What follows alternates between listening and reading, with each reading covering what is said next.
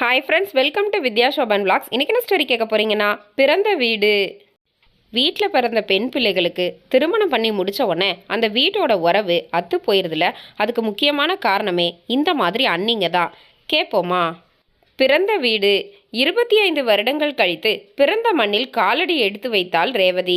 வாடகை காரில் இருந்து இறங்கியதும் அந்த தெருவில் உள்ளவர்கள் அவளை ஆச்சரியமாக பார்த்தபோது அவர்களை பார்த்து பொதுவாக சொன்னால், இது வாடகை கார் தான், சீக்கிரமா சொந்த கார் வாங்கிடுவேன் என்று.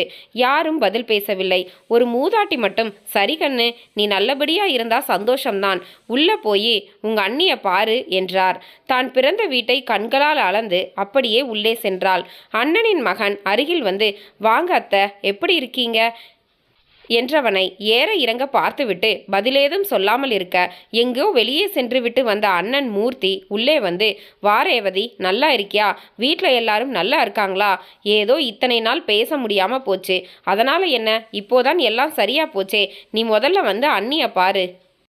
அவதான் புலம்புறா. அண்ணனின் பின்னால் சென்றாள். அந்த பெரிய அறையில் பெரிய கட்டிலில் படுத்த படுக்கையாக படுத்திருந்தாள் ஜெயா.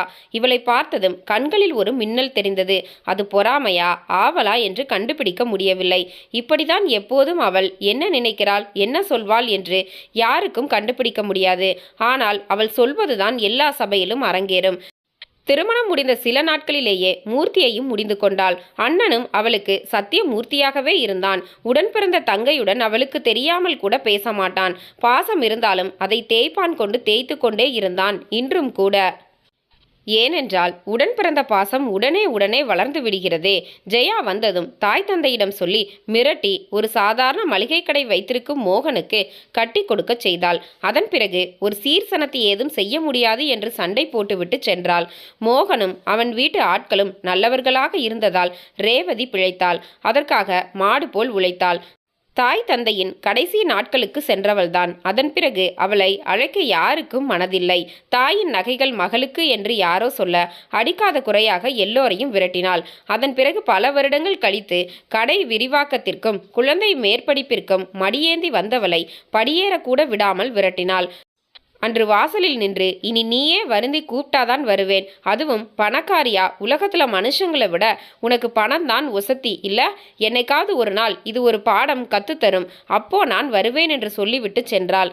தாய் தந்தை இருக்கும் வரைதான் பிறந்த ஊரும் பிறந்த வீடும் நம்மோடு உறவாடும். பின்பு அதை மிதிக்கக்கூட அனுமதி என்பதின் சாவி யாரிடமோ சென்று விடுகிறது. பாவப்பட்ட ஜென்மங்கள் பெண்கள் என்று நினைத்து கொண்டு கண்களில் நீடுடன் சென்றவள்தான்.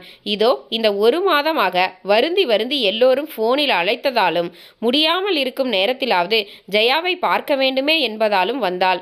யாரும் உடன் வர வேண்டாம் என்று சொல்லிவிட்டு வாடகை கார் அமர்த்தி கொண்டு வந்தாள்.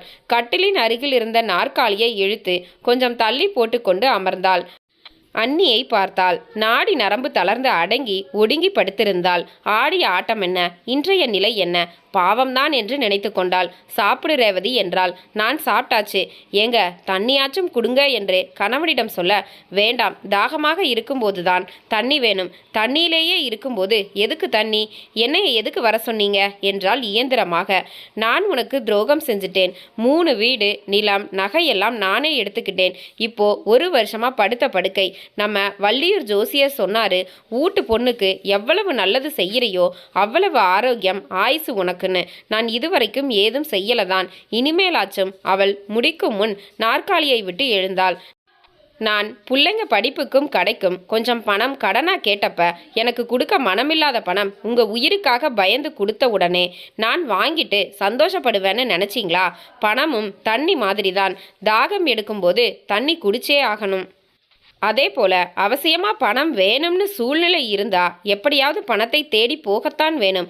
அப்படி ஒரு நிலைமையில கதறிக்கிட்டு உங்ககிட்ட கேட்டப்ப கொடுத்துருந்தா உங்களை கடவுளா மதிச்சிருப்பேன். ஆனா இப்போ என்கிட்ட தண்ணி மாதிரி பணம் இருக்கு. இப்போ நீங்க எவ்வளவு கொடுத்தாலும் அதுக்கு மதிப்பில்லை. நாங்க கஷ்டப்பட்டு முன்னேறி சம்பாதிச்ச பணம் நிறைவா எங்ககிட்ட இருக்கு, அதுவே எங்களுக்கு போதும். எங்க அப்பா பணமானாலும் அது இப்போ உங்க பணம், அது எனக்கு வேண்டாம். பொண்ணுங்களுக்கும் சொத்துல பங்கு இருக்குன்னு சட்டம் கொண்டு வந்தாலும் அதை அவங்களுக்கு கொடுக்கக்கூடாதுன்னு வீட்டில் ஒரு எழுதப்படாத சட்டம் இருக்கு. அது யாருக்கும் தெரியாது. அதை சட்டத்தால் கட்டாயப்படுத்தி வாங்க முடியும் தான். ஆனால் மனசுக்குள்ள இருக்கிற உண்மையான பாசம் அதுக்கு சம்மதிக்காது. முதல்ல உடைஞ்ச உறவு திரும்ப ஒட்டினாலும் விரிசல் வெளியே தெரியத்தான் செய்யும். உங்க உடம்புக்கும் என் மனசுக்கும் பணத்தால எந்த சம்பந்தமும் வேண்டாம். நான் போயிட்டு வரேன் என்று திரும்பி பார்க்காமல் வந்து காரில் ஏறி அவள் ஊருக்கு புறப்பட்டாள். அங்கே உள்ளே ஜெயா கதறுவது தெரு வரைக்கும் கேட்டது. எதை எதை எப்போது செய்ய வேண்டுமோ அதை அப்போதே செய்ய வேண்டும். இல்லையென்றால் அது திரும்பவும் வேறு விதமான அனுபவமாக வந்து பாடம் கற்பிக்கும் என்று எல்லோரும் பேசிக்கொண்டே இருந்தபோதே ஜெயா என்ன ஃப்ரெண்ட்ஸ், ஜெயா கண்டிப்பா இவ பேசுனது தாங்காம கண்மூடி இருப்பா. உண்மைதானே ஃப்ரெண்ட்ஸ்? கஷ்டத்தில் உதவாத பதம் நம்மக்கிட்ட பணம் இருக்கும்போது வந்து என்ன பிரயோஜனம்? அம்மா அப்பா சொத்துல பெண் பிள்ளைங்களுக்கு பாதி பங்கு இருக்குன்னு சொல்கிறாங்க. ஆனால் வீட்டுக்கு வர்ற இந்த அண்ணிமார்கள் அதை கொடுக்க விடுவாங்கன்னு நினைக்கிறீங்க? இந்த அண்ணி மாதிரி தான் இங்கே பாதி அண்ணிங்க விட மாட்டாங்க. இப்போ இந்த அண்ணி உணர்ந்து நாத்தனாரை பார்க்கணும்னு சொல்லி வர வச்சுருக்காங்க. ஆனால் நாத்தனார் கேட்ட கேள்வியில் மனசுடைஞ்சு போயிட்டாங்க. என்ன ஃப்ரெண்ட்ஸ், இந்த கதையை பற்றின கருத்துக்களை கமெண்ட்ஸில் சொல்லுங்கள். அப்படியே இந்த கதை பிடிச்சிருந்தா மறக்காம நம்ம சேனலை சப்ஸ்கிரைப் பண்ணுங்கள். ரொம்ப பிடிச்சிருந்தா லைக் பண்ணுங்கள், ஷேர் பண்ணுங்கள், கமெண்ட் பண்ணுங்கள். ஓகே, தேங்க்யூ, டாட்டா, பாய்.